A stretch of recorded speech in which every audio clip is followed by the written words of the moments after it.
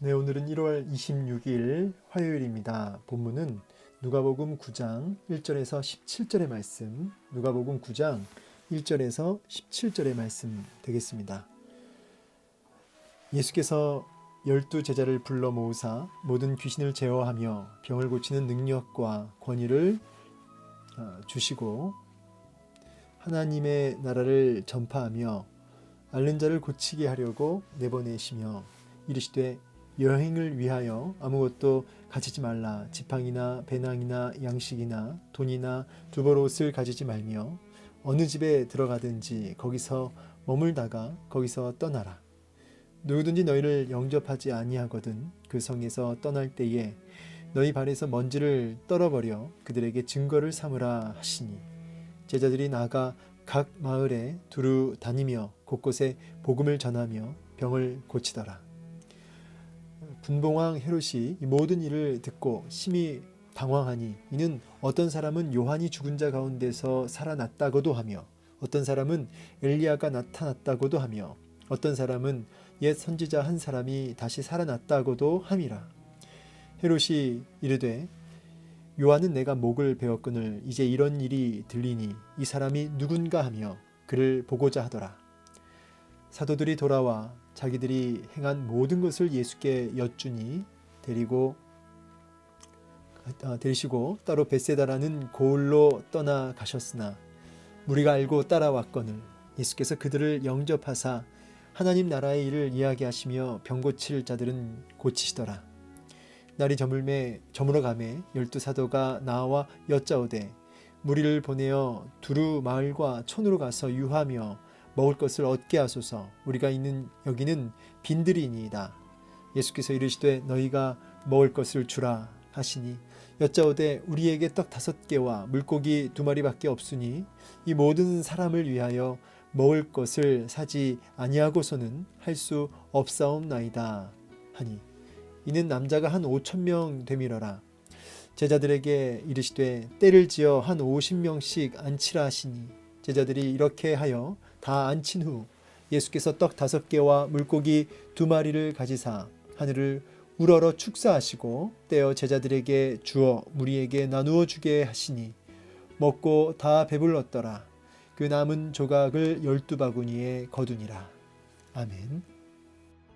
네, 오늘 이제 본문에서는 이제 12제자를 불러 모으셨죠. 이렇게 불러 모으셨고 이제 그들에게 능력을 또 권위를 주셔서 세상 가운데로 또 이렇게 내보내시는 모습을 우리가 이제 보게 됩니다.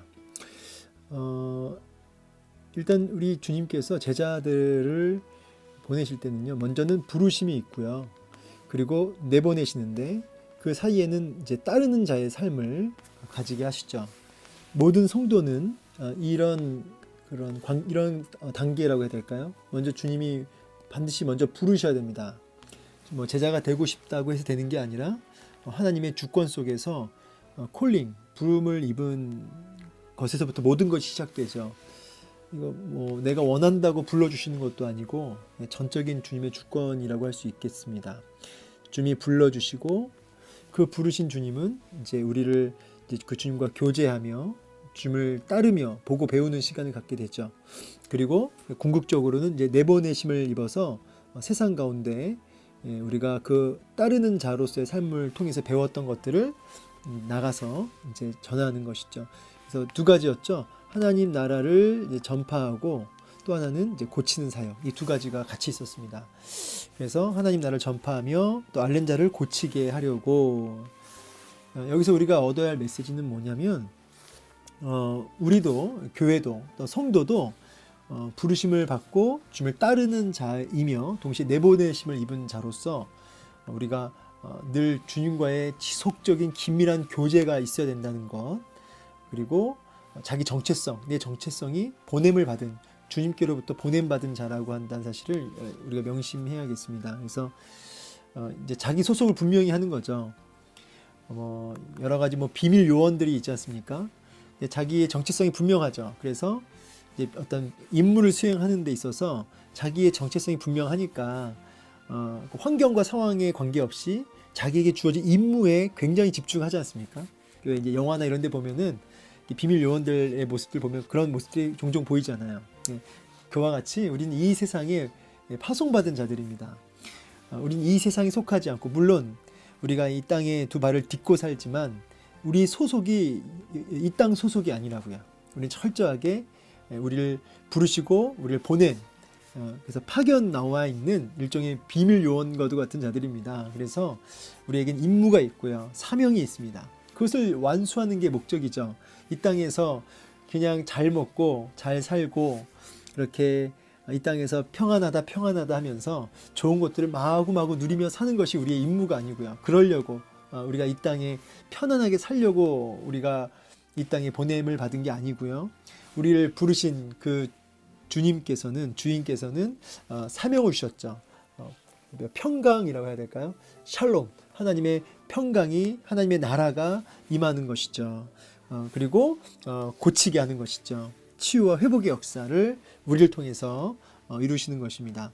이러한 임무를 띠고 있는 자죠. 그래서 우리는 그런 말 들어보셨죠? 편안이라고 하죠. 편안을 추구한 자들이 아니라 우리는 평강을 추구하는 자들이다. 그래서 이 땅에서 편안함을 향해 가지 않고 하나님의 평강을 이 땅 가운데 임하게 하는 자들, 그게 성도라 이렇게 얘기합니다. 자, 그래서 하나님 그 교회가 오늘날 하나님의 나라를 전파하는 일, 복음을 전파하는 일, 우리는 이제 도덕이나 윤리나 이 땅에서 잘 사는 어떤 웰빙에 대한 메시지를 전파하는 자들이 아니라 하나님의 통치와 하나님의 임재와 회개를 선포하며 하나님의 통치 속으로 들어가게 하는 하나님의 나라를 전파하고요. 동시에 그 가운데 억눌렸던 모든 것들이 회복되고 치유되는 역사, 이런 것들을 감당하는 것이 교회와 성도의 존재 이유인 것이죠. 그런데 오늘날 무엇이 문제냐면 경건의 모양은 있으나 경건의 능력을 잃어버렸다는 것입니다. 모양은 있고 이렇게 뭔가 더 갖춰져 가고 있지만은 실상 그 안에는 하나님의 나라 전하는 메시지도 너무 희미하고, 또 회복과 치유 역사도 참 너무나 희미한, 여러분 우리 그 사도행전 3장에 보면 미문에 앉아있는 안진뱅이를 베드로가 고칠 때에 뭐라고 합니까? 은과 금은 내게 없거니와 내게 있는 것으로 내게 주노니 나사렛 예수 그리스도의 이름으로 일어나 걸어라, 선포하죠. 그렇습니다. 은과 금이 없다, 나 돈 없다 지금 자랑하는 게 아니고요. 그런 것으로는 일으킬 수 없다는 거예요. 근본적으로 우리를 일으킬 수 없다는 거예요. 근데 우리를 근본적으로 일으킬 수 있는 능력이 있는데 예수께 있다. 근데 내게 그 예수가 있고 그 예수의 이름으로 명하노니 일어나라. 그래서 치유와 또 회복과 구원의 역사가 임하죠. 어떤 목사님의 말씀을 기억하기로는 오늘날 조국 교회는 은과 금은 있거니와 그러나 예수 그리스도를 잃어버리지 않았느냐라는 그런 글을 메시지를 제가 본 적이 있습니다.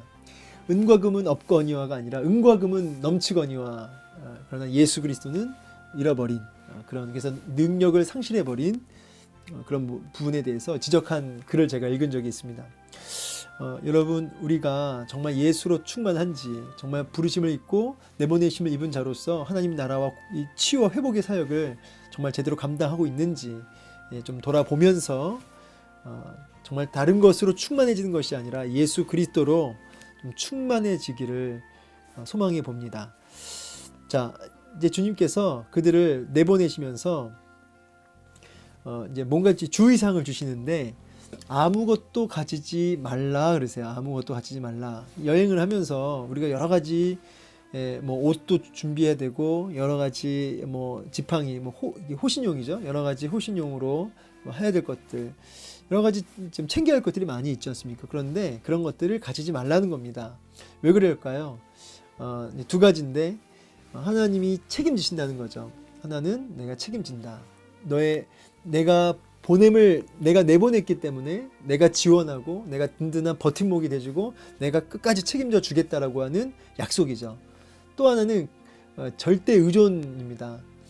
사역을 하면서 너 힘으로 하는 것 아니요, 나 여호와인 예수 그리스도의 능력을 의지한다는 부분이죠. 그래서 매 순간 철저하게 그때그때 하나님께서 공급하시고 이끌어 가시는 그것을 경험케 하시는 거죠. 하나님 의존케 의지케 하는, 전적으로 하나님 의지하게 하는 이 두 가지를 훈련시키시는 가운데 있는 것입니다. 우리가 예수님을 믿고 또 따라가면서 참 이 부분이 어렵습니다. 왜냐하면 우리는 이렇게 쌓아놓고 또 든든히 뭔가를 이렇게 대비해 놓고 살아야 우리는 안심하거든요. 근데 정말 이렇게 철저하게 하나님 의지하고 그날 하나님 이끄신 대로 살아간다는 것, 어쩌면 그 현실 감각 없는 소리로 들릴지도 모르겠습니다. 이게 이제 구약이 어디로 연결되냐면 하늘에 만나를 내리시죠. 근데 뭐라고 말씀하시냐면 그날의 만나를 주시겠다는 거예요. 그래서 내일 것을 쌓아두지 못하게 하시죠. 근데 어떻게 합니까? 구약에 보면 만나를 내일 것까지 막 쌓아놓죠. 그래서 다 이게 막 썩어서 부패해지는 그런 장면이 나오지 않습니까?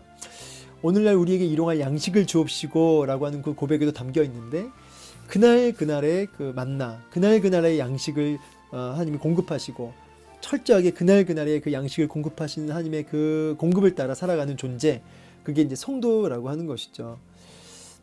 그러다 뭐 여러분, 그렇지만 뭐 노후 대책을 하지 말아라, 뭐 아니면은 뭐 보험을 들지 말아라, 아니면 뭐 준비하지 말아라, 이제 이런 의미로 우리가 좀 이렇게 확대 해석하기보다는 우리가 갖고 있는 그런 장치들을 의지하며 살지 말라는 거예요. 그것들을 소망하며 그것들만을 붙들며 살지 말라는 거예요.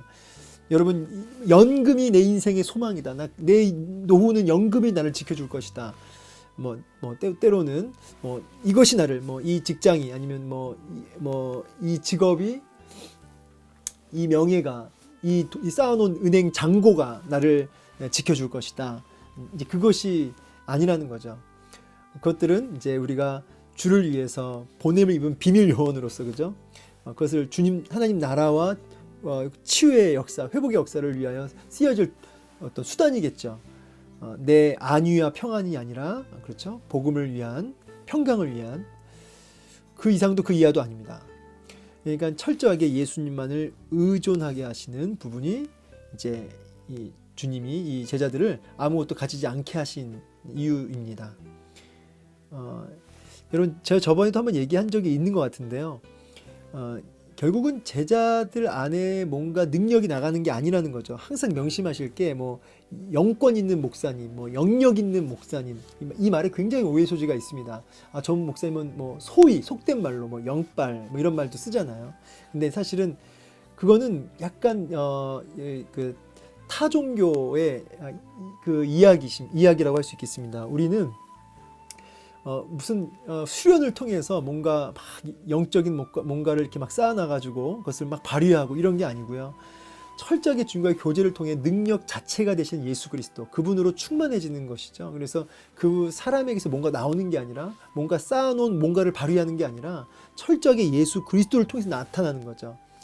그래서 이제 예수님으로 충만해지면 그 사람이 이제 능력 있는 종으로 보여지는 거죠.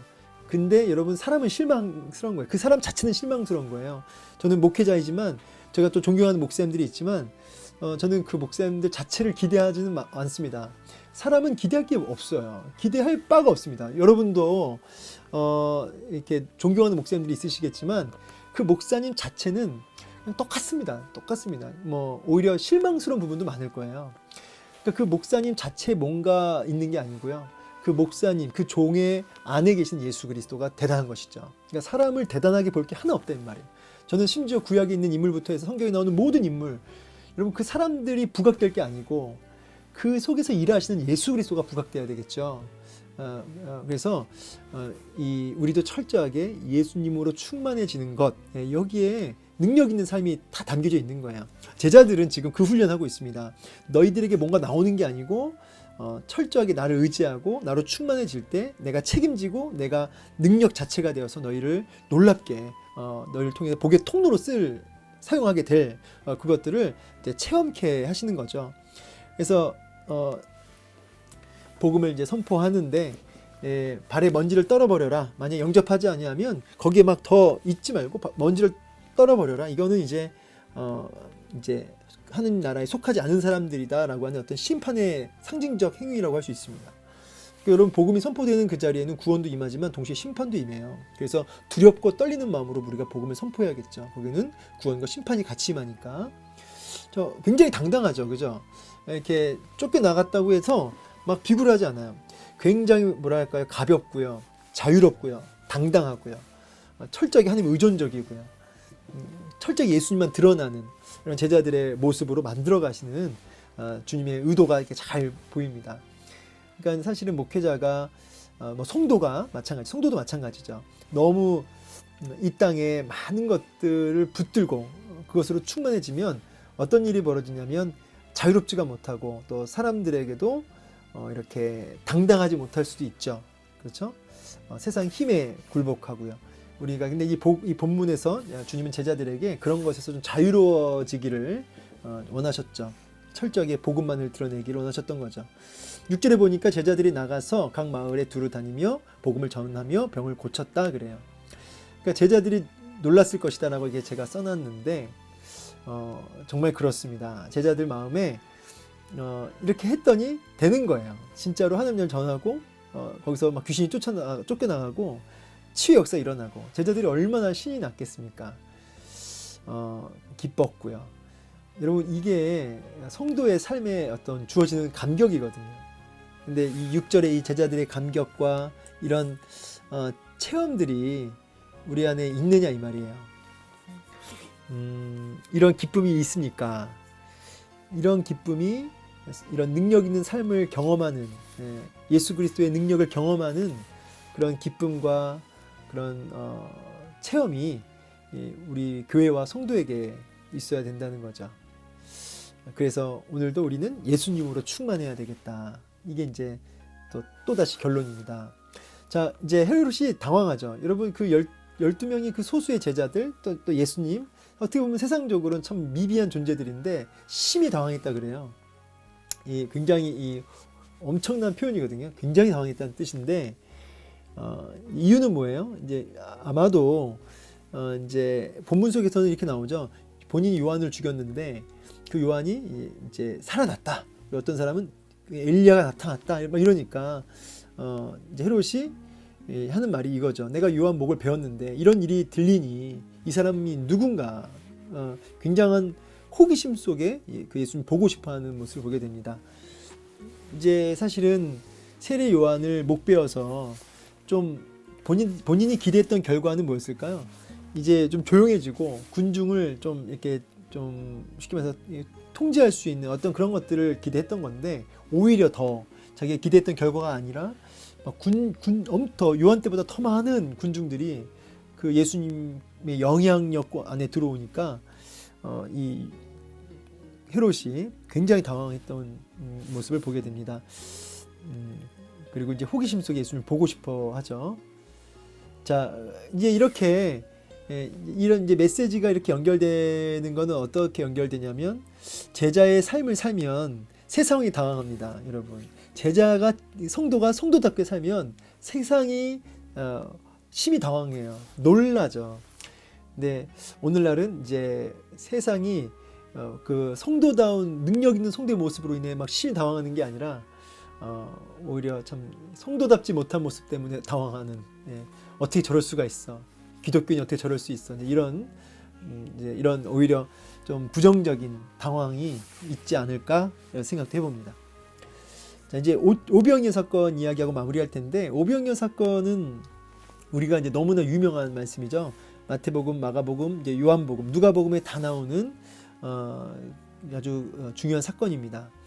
자, 이제 예수님께로 사람들이 막 엄청나게 몰려왔죠. 근데 웰컴, 주님이 환영합니다. 자기를 따라오고 예수님께 나오는 그들을 외면하지 않고 그들을 따뜻하게 안으시고 그들에게 하나님 나라를 이야기하시고, 그렇죠? 여기도 또 오늘 하나님 나라 이야기 또 얘기하시죠.